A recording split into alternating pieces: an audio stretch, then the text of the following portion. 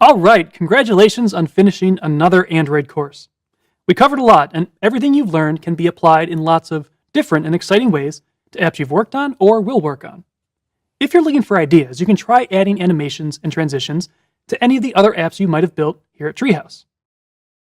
Personally, I learned a lot about animations and had a lot of fun by creating some silly layouts that had some pretty ridiculous animations.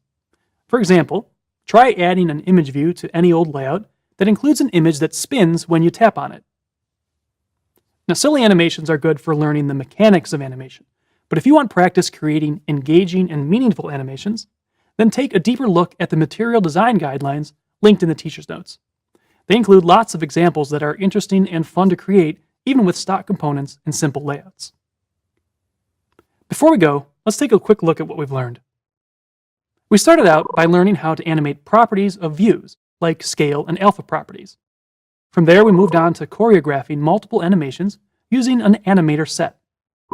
We looked at how to configure the timing of animations, and then how to create them in XML files instead of Java code.